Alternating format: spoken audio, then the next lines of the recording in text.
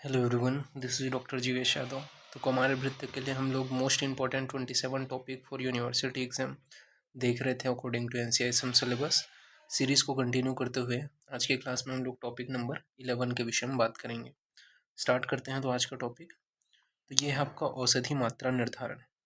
ठीक है, तो औषधि मात्रा निर्धारण अलग अलग आचार्यों के अनुसार अपन देखेंगे, यानी कि कितने मात्रा में शिशु को औषध द्रव्य देना चाहिए।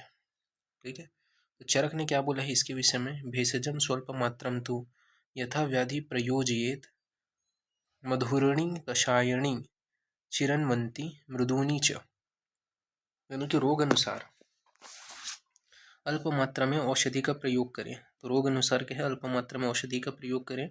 बुद्धिमान चिकित्सक को चाहिए कि वह प्रमाद रहित होकर के मधुर द्रव्यों के क्वाथ में दूध मिलाकर उन्हें मृदु करके बालकों में प्रयोग करें। तो रोग अनुसार अल्प मात्रा में औषध का प्रयोग करें। बुद्धिमान चिकित्सक को चाहिए कि वह प्रमाद रहित होकर के मधुर द्रव्यों के क्वाथ में दूध मिलाकर उन्हें मृदु करके बालकों में प्रयोग करें। ये चरक ने बोले हैं। सुश्रुत ने क्या बोले हैं वो अपन देख लेते हैं। तो आचार्य सुश्रुत ने बोले हैं, 1 मास के ऊपर क्षीरपीय बालक को अंगुली के 2 परों यानी कि चुटकी भर जितनी औषधि रह सके वह देते हैं। ठीक है, तो एक चुटकी भर में जितनी औषधि आता है उतना औषधि देना है 1 मास से ऊपर क्षीरपीय जो बालक है उसको।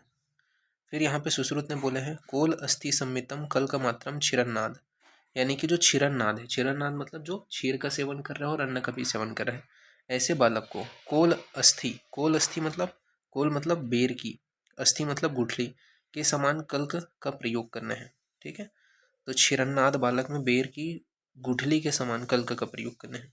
फिर कोल सम्मित अन्नादयेति, यानी कि अन्नाद में बेर के बराबर औषधि का प्रयोग करना है। तो कोल सम्मित अन्नादयेति, यानी कि अन्नाद में बेर के बराबर औषधि का प्रयोग करना है। 1 मास के पूर्वावस्था में स्तनपान पर औषधि का लेप करें।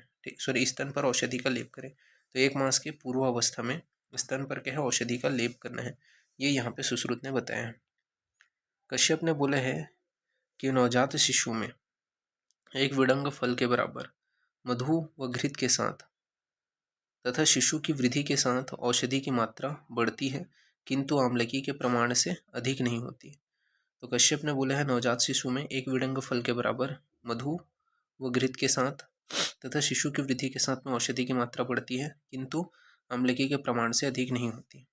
12 वर्ष से कम में औषधि का एकांतर रूप में प्रयोग न करें, क्योंकि यह बल आयु का नाश करती है।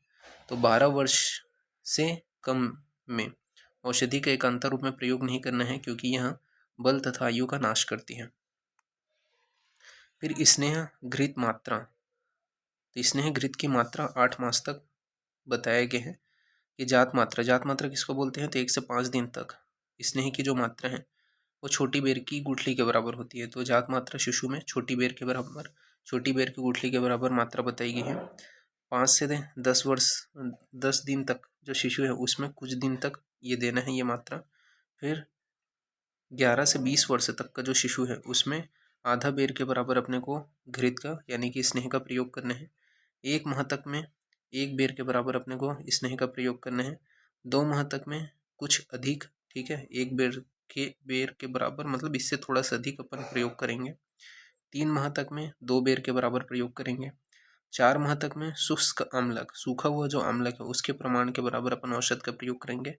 5 से 6 माह तक का जो शिशु है उसमें आर्द्र आम्लक, ठीक है, यानी कि नया जो आंवला का फल है उसके बराबर अपन जो है यूज़ करेंगे औषधि की मात्रा। 7 से 8 मास तक के जो बालक है उसमें आर्द्र आम्लक के प्रमाण से थोड़ा सा अधिक मात्रा में अपन औषध का प्रयोग करेंगे। तो ये जो है स्नेह घृत की मात्रा बताया गया है। क्षीरानाद के विषय में बताया गया है। क्षीरानाद में क्या बोला गया है, तो इनकी जठराग्नि प्रायः मिश्रित भोजन करने से निश्चित होती है, अतः स्नेह की मात्रा अग्नि के अनुसार देना चाहिए। तो क्षीरानाद में बोला गया है कि इनकी जठराग्नि प्रायः मिश्रित भोजन करने से अनिश्चित होती है, अतः स्नेह की मात्रा अग्नि के अनुसार देना चाहिए। अन्नाद में बोला गया है कि अग्नि की अपेक्षाकृत सम अतः आम्लक प्रमाण में घृत का प्रयोग करना चाहिए। तो अन्नाद में क्या है, अग्नि की अपेक्षाकृत सम अतः अम्लक प्रमाण में घृत का प्रयोग करना चाहिए। 8 मास में बोला गया है कि रोग अनुसार स्नेह का चतुर्थांश औषधि घृत के साथ में प्रयोग करना है। तो 8 मास में बोला है रोग अनुसार स्नेह का चतुर्थांश औषधि घृत के साथ प्रयोग करना है। 8 मास के बाद में जल में घुली औषधि देनी चाहिए। तो 8 मास के बाद में जल में घुली औषधि देनी चाहिए, ये यहाँ पे बताया गया है। फिर चूर्ण की मात्रा के विषय में बात करते हैं। तो दीपनीय चूर्ण जो है हस्त उंगली के अगले पर्व के समान अपने मात्रा बताए गए हैं। तो दीपनीय चूर्ण की मात्रा हस्त उंगली के अगले पर्व के समान है। जीवनीय जो चूर्ण है उसकी मात्रा द्विगुण मात्रा है, और वमन विरेचन जो है वो अर्धमात्रा बताया गया है। एक मुष्टि कितना होता है, एक पल यानी 8 तोला के बराबर होता है। एक प्रशिति 16 तोल होता है, और एक अंजलि 32 तोला होता है। एक कर्ष जो है वो 2 तोला होता है। कसाय की मात्रा के विषय में बात करें तो दोषनाशक जो कसाय है उसकी मात्रा 2 प्रशिति बताया गया है, जिसमें शर्करा मधुयुक्त चूर्ण होते हैं। वामक तथा विरेचक की जो मात्रा है वो 1 प्रशिति बताया गया। तो वामक विरेचक की मात्रा 1 प्रशिति है। दीपनीय संसमनीय की जो मात्रा है वो 2 प्रशिति है। फिर बात करते हैं कल्क की मात्रा। तो कल्क की मात्रा बताया गया है कि दीपनीय कल्क की मात्रा 1 कर्ष होता है। तो दीपनीय कल्क की मात्रा 1 कर्ष। जीवनी तथा संसमनीय जो कल्क है उसकी मात्रा 2 कर्ष है। तो जीवनीय तथा संसमनीय कल्क की मात्रा 2 कर्ष। वामक तथा विरेचक की मात्रा आधा कर्ष बताया गया है। फिर modern paediatric drug doses. It is the correct amount of a frequency and fatal number of doses of a medication to be administered to a children. It's depend on the age, weight, baby surface area and ability of child to absorb, metabolize and excrete the medication. The potential toxicity of medicine must be considered. Various formulations have been has been derived to evaluate pediatric dosage. इसके लिए आपका पहला है आपका Cowling's rule. इसमें age at next birth upon 24 and adult dose ऐसे करके total doses of child ऐसे करके निकलते हैं। ठीक है, तो ये आप देख लेना। इसके अलावा यंग्स रूल के अंतर्गत age upon age plus 12 into adult dose ऐसे करके चाइल्ड का डोज निकलते हैं। फिर है क्लार्क रूल्स, तो इसमें weight upon 150 into adult dose, फिर डोज जो है चाइल्ड का निकलता है। फिर इसके बाद में फ्रिट्स rules for infant, as upon 150 adult dose for infant.